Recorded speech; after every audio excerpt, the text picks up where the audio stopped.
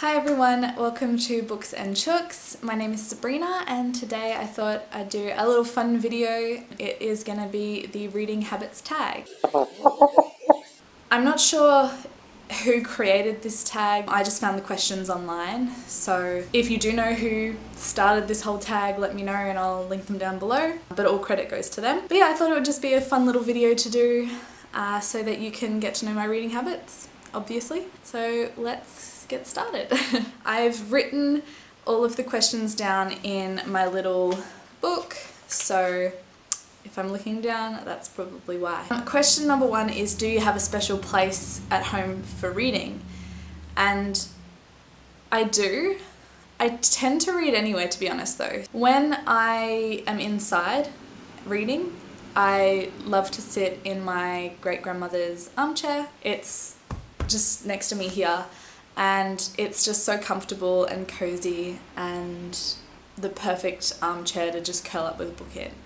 It's perfect. So that's my favourite place in the house to sit when I want to read. I do sometimes sit on our couch, or I sit in bed and read, or whatever, but I prefer to sit in the armchair. It's just the comfiest place and just gives me those cozy vibes. The second question is a bookmark or a random piece of paper, and I am going to say that I have used both. Definitely within the last year or so, as I've gotten back into reading a lot more, I've been using bookmarks, but in the past I have definitely used some weird stuff. Gum wrappers, pens, receipts, scrap bits of paper, cards, photos, just anything that would mark the page. But yeah, in the last year or so, as I've gotten more into reading again, I've been using bookmarks. Question number 3 was, can you just stop reading, or do you have to stop at a chapter or certain amount of pages? I could stop at a random point. I feel like when I'm reading, I'm fairly invested in the plot and what's going on, so if I stopped at a random spot, I'd remember what has been happening, what just happened, where I'm at. But in saying that, I do prefer to finish at the end of a chapter or at a paragraph break or something like that, because it's just, it's more pleasing when you finish at a point that was meant to be finished at, if that makes sense. So in regards to a certain amount of pages, I try and read a certain amount every time I sit down and read, but I don't force myself saying, oh, you have to read 100 pages, you have to read 50 pages, this, before you do anything else. No, I don't. I feel like if I did that to myself, it'd become like a chore, which I don't want reading to be a chore. I want reading to be something that I enjoy. Number 4 is, do you eat or drink whilst reading?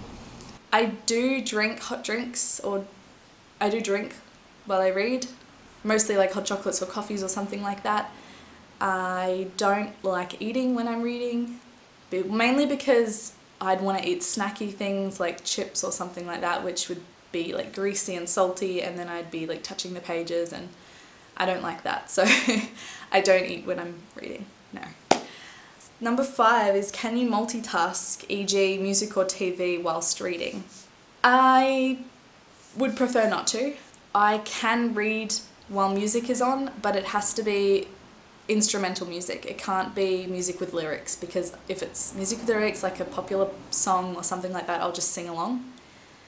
Whether if it's the soundtrack to a movie or some classical music or something like that, I can read listening to that as long as it's on a low volume.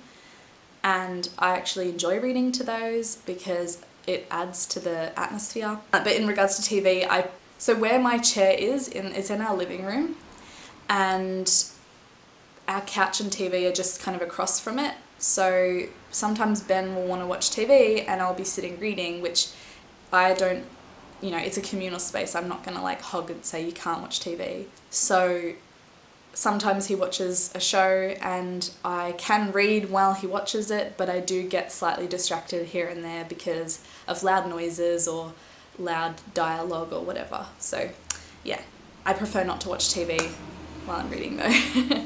Alright, next one is number 6, and that is one book at a time or several at once. Hi everyone, Editing Sabrina here. Just wanted to jump in because I've realised that some of my clip for this question got cut off, so I'm just gonna quickly answer it. Basically, I said if you had asked my 13-year-old self, I would have said, like, I would have read multiple books at a time, but now I only really read one at a time. I do like to read a fiction and a non-fiction at the same time though, so I guess that counts as several kind of. Next question, number 7, is reading at home or everywhere? And I have to admit I do most of my reading at home. That's because I do most of my reading at night after I come from work, or on my days off when I'm just sitting at home doing housework and spending time with the chickens. So I do a lot of my reading here. In saying that, I love the idea of going out and reading somewhere. I used to, like a couple of years ago, before COVID was a thing, I used to go to this beautiful historic house that had a garden, and I used to just put a picnic rug down, sit there and read for hours and hours, and it was honestly one of my favourite things, and I really want to do that again. I guess I do take my book with, like, whatever book I'm reading I usually take with me. If I'm at work in my lunch breaks, I'll read. Yeah, so I'll take my book with me everywhere, but whether I read it everywhere is another question. Depends on how busy I am, what I'm doing, that kind of thing. Number 8 is reading out loud or silently in your head. Now honestly, mostly I read silently in my head, but sometimes when I'm home alone, like now for example, like if the house is really quiet, it's not eerie, but it's just really quiet, and sometimes like I want to read out loud. Sometimes if I'm reading a book that has multiple characters talking at the same time, it's easier for me to understand, oh, who's saying what and what's going on by reading it out loud. And I don't think there's anything wrong with that. People think that reading out loud is a bad thing. Like, that's completely fine to do if that's what you want to do. Number 9 is, do you read ahead or skip pages? I never skip pages. If there's like a really big paragraph that's describing something that like it's kind of being repetitive or it's very extensive, I might skim it. But I never skip pages or never skip dialogue or chapters or anything like that. I think that that's pointless. Like, why would you read a book if you're just going to skip past all these like bits? And in regards to reading ahead, I unintentionally read ahead. And when I say that, I mean I feel like this is a common thing. I've seen other people admit to doing this, counting pages between where you are and where the next chapter break is. So, but sometimes I accidentally read like a chapter or a word, not a chapter, a sentence or a word or something that gives it a little bit away, and like it's not intentionally, like I never want to like purposely spoil something for myself, but then sometimes I just accidentally do, and it's like, it's a habit. It's honestly a habit, just counting pages. Alright, now we're getting to the controversial question. This is going to be the most controversial, I think, because it's something that I've seen so many reels on Instagram and people posting about this. So the next question is, breaking the spine or keeping it like new? Now, contrary to popular belief or popular opinion, I don't mind breaking the spine. I apologize, but I don't mind it. I don't purposely go out and grab my books and just like bend them so that the spine breaks. But if I'm reading a book and it happens to break the spine, I don't mind. I feel like it's silly that some people will purposely not, they'll read books like this just so they don't break the spine. And again, like, to each your own. I know people like to keep their bookshelves like pristine and perfect, and you know, which is completely fine. Like, I do honestly, I quite like that aesthetic on other people's shelves. That's a lot of like the bookstagrammers and stuff like that, and booktubers, you know, their shelves are like perfectly laid out and just like in pristine condition, which I like on their shelves, but personally it's not something that I need. I've mentioned before, I'm a history student. I love old things. I love secondhand, reused things. I love going to op shops and getting secondhand books. And I think the thing behind that is the fact that those books have a story. They're not just brand new and they're not just in perfect condition. They're imperfect, they've had a life before me, they've been read by other people, they've been loved by other people, and I really like that idea. And so getting books that have had their spine broken, I like. In fact, I think that it gives my bookshelf character. That's my opinion on spine breaking. I don't mind it, I love it. Question 11 is, do you write in your books? Definitely not. No way would I. If I needed to mark something, I'd use sticky notes. I would never actually write in it. I have to admit I have done it before, but that was during like high school when we were analysing a book and analysing characters and quotes and whatever. So I have done it, not proud of it, and I wouldn't do it again. Definitely not to my books that I have now. In saying that, if I buy a second-hand book that has been marked, I don't mind that, because that's, again, part of its history, part of its story, and yeah. It's like old books that have names written in the front, I really like, because again, it adds to the story. That was someone's book and they loved it enough, or they had it long enough that they put their name in it, and I just really like that idea. There's one here, I'm trying to find it. I think this is one.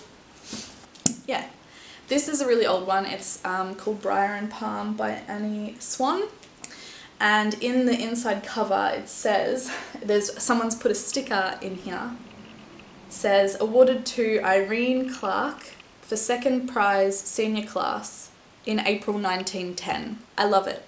Like, someone's put a sticker in there, or someone's written their name in there. It just, again, it adds to the story, it adds to its history, and I love it. So next question is number 12, and that is, when do you find yourself reading? Whenever I can. And I think I mentioned it briefly previously, but I read a lot at night after work. On my days off I read a lot when I'm sitting out with the chickens. So just whenever I can. Okay, number 13 is, what format do you prefer? Ebook, audiobook, or physical copies? I definitely prefer physical copies. It's typical, but there's nothing can beat like the actual feel of reading a book. Turning the pages, the smell of the book, all of that. I don't own any I don't have a Kindle, so I don't have any ebooks, and I don't have any audiobooks either. Like I said, I definitely prefer reading physical copies, but I'd be interested in trying out audiobooks, because I do a lot of driving to and from work, or a lot of housework, where it would be good to listen to a book. I feel like I'd get through a lot of books by doing that. Question 14 is, do book series have to match? Now, I find it very aesthetically pleasing when they do, when they're all the same size and they all have the same covers and all that kind of stuff, but it isn't necessary. It is a little irritating when they don't. Like, I have the Akatar series and I recently got A Court of Silver Flames, and that is so much bigger than the others, and that irritates me a little bit, but it's not the end of the world. And like I said earlier, I like my shelves to be, I don't want my shelves to be perfect. Like, you know, I don't have all of the books that are the same size on one shelf and then all the taller ones on the other, or I don't have them colour coordinated or whatever. Like, you can see behind me, like, I have tried to put them in like groupings, but mostly they're just kind of all over the place. And I like that. I like them being imperfect. I like it being a bit messy. It makes me happy having a mixed match of books, and of all different colours and all different sizes and types, just like together. Like, it just makes me happy. And the last question, which is, do you smell your books? And my answer to that is, who doesn't? It's just a thing that everyone does. It is a habit, I have to admit. Like, it's something that I can't not do. If I'm reading a book and I finish a chapter or something like that, I'll put a bookmark in. Before I put the book down, I have to do this and smell the book. I have to. And like, if I don't do that, it feels weird. And sometimes I just have it sitting on the bench and I walk past and I go, I want to smell that. It's so weird. It's such a weird habit, but it's a habit, so it's included on here. So that is my reading habits tag. I hope you all enjoyed. I thought it was quite fun just to tell you a little bit about what I do when I read and where I read, and you know, this or that kind of questions. I quite like that. So I hope you all enjoyed. If you did, please like the video and leave a comment down below and tell me your reading habits. If you liked this video and you think you'll like some of my other content, please subscribe. I'd really appreciate it. If you're interested in keeping up to date on what I'm reading and with my chickens and other book related stuff, you can go give my Instagram at booksandchooks21 a follow. I'd appreciate that. But yeah, I hope you all enjoyed, and I will talk to you in my next video, which I'm planning to do a reading vlog very soon. So I'll talk to you then. Alright, see ya.